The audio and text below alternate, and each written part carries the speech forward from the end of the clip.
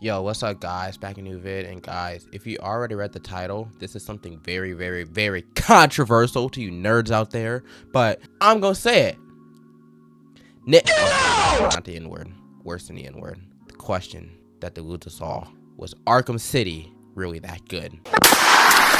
And I'm gonna explain myself right now, because I already know some of y'all probably doing your little hacky keyboard thingies, trying to find my IP address to come over my house with the shotgun and junk, or kick me while you hit the gritty or whatever.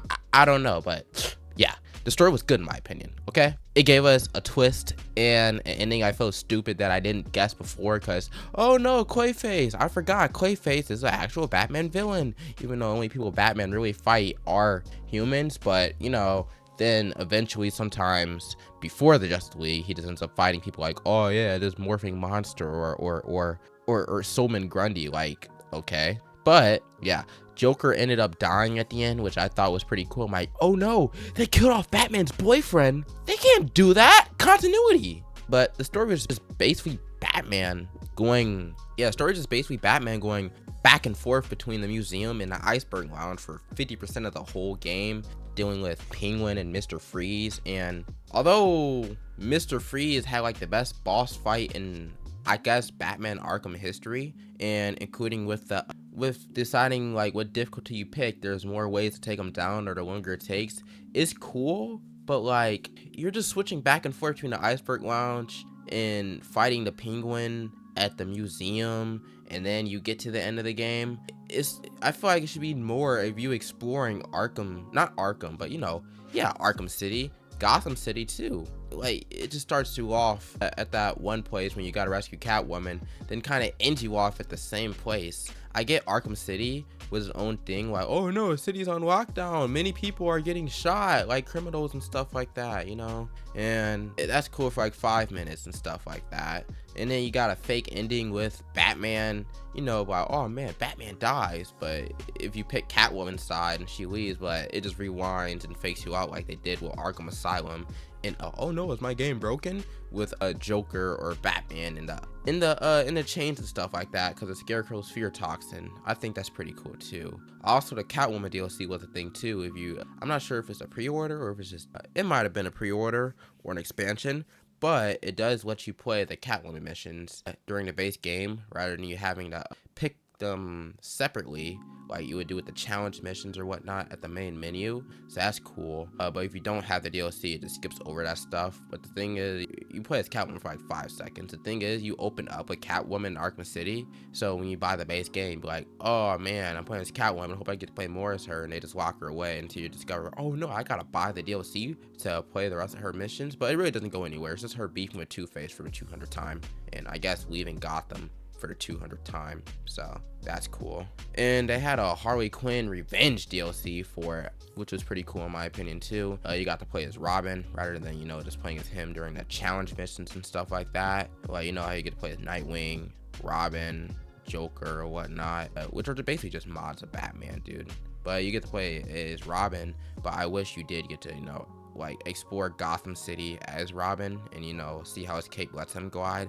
But at least you get a couple of his cool tools and stuff like that, and the way you got to rescue Batman and how Batman just gets captured. Okay, you got captured, his belt electrocutes people if they touch it, so as well as his cowl if you try and remove it, and he's trapped in his little spear thingy, so he just holds his breath for like a while. And I'm like, bro, Batman just has plot armor, dude. Or like, I don't even know, dude. Like, what kind of superpowers does this man have, dude? But the big thing that made Arkham City the so-called best Arkham game was Gotham City. It was like free roam Gotham City, man. Instead of you being trapped in a little asylum like Arkham Asylum and only being able to explore an island or whatnot, and it's small and you gotta like walk everywhere to get to a certain part. There's no side missions. There's just, you know, a story. That's it, man. And after you're done, he's like, okay, what do I do? Speed run, replay the game, some challenge missions. Yeah, they open up Gotham City, man, and there's like a bunch of other stuff to do.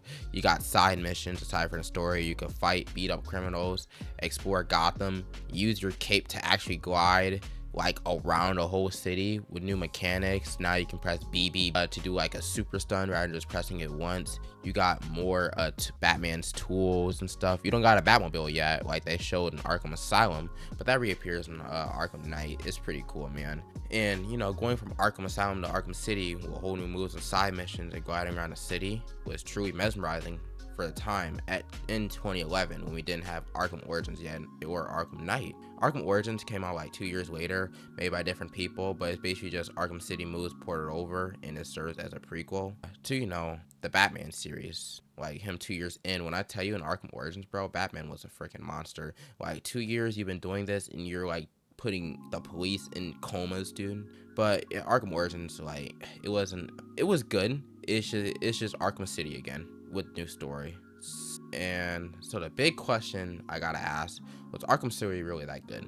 And the answer is, of course, yeah, it was that good. But for the time of 2011, and now that 2013 and 2015 passed, Arkham Knight, of course, is the best one with the most stuff brought in. But Arkham City, when you go from an asylum back in 2008 or 9, whatever, to a full-on city 2 years later, like no other Batman game has expanded way more upon that than Arkham City. So that's why people say it's the best. It was innovative for a time. People still go crazy over the game. It still has a big community. Arkham Knight, of course, had the Batmobile and all these other stuff, and you know, Batman at his full ability and a super duper good story. But what else could they do? They could have added Metropolis. They could have added a lot more except the Batmobile. And I find it weird that like every single Batman story, like Asylum, okay, it's lunatics and cops there. There's no city. But City, Origins, and Night found a way to evacuate the whole city, so it's just criminals there. Cause I don't know, I guess it would be too glitchy, too much stuff going around. But at least I did something like that in Gotham Knights. And people hate Gotham Knights, it's not an Arkham game. Don't get your panties in a bunch. But of course, the obvious winner is Arkham Knight. But in an innovation standpoint, of course, Arkham City wins. Even if it did have a lackluster story, in my opinion, still fun. Still brought like say Arkham Asylum was 10% of what Batman could do, and then you go to City and it brings it to like 70%, and then the rest of the 10%, Arkham Origins was a prequel, but we had a Batcave, so that's like an extra 5%. The other 25% added was Arkham Knight with more side missions, more DLC to play as different characters and stuff. Even the stupid DLC for like Red Hood or Harley Quinn was like 10 minutes, and people paid money for that, man. Do you guys remember season passes? It would give you like all the future DLC when you bought the game. Do they even do that anymore? I know NetherRealm Studios does for like Mortal Kombat and stuff like that, but does any other studio do that when they make like new games? Does Spider-Man even do that? I don't think Spider-Man did, because they didn't plan on having DLC. Spider-Man 2 doesn't have DLC, man. When you just buy the Deluxe Edition, all it does is it gives you new skins, which is stupid. New skins in a single player game, what am I gonna do with that? Suicide Squad Kill the Justice League had the right idea, including playing with your friends and having different outfits and stuff and it being live service. They just did it so poorly and made the game so boring. It had a good starting point, and then my god, they just rushed it. They killed the whole Justice League in 5 hours. Y'all got put away by these guys 200 times being in prison, and now they're mind controlled at their full ability when they're not holding back, and you guys just magically kill them in 5 hours. Stupid. Even though the game was in development hell, but the story was already written. I don't know. I don't know, man. But yeah, that's the end of the video, guys. If you enjoyed it, hit that like button, subscribe, and I thank you all for watching, guys. With that being said, what you think of the video? Thank you for 2K subs, and see you all later.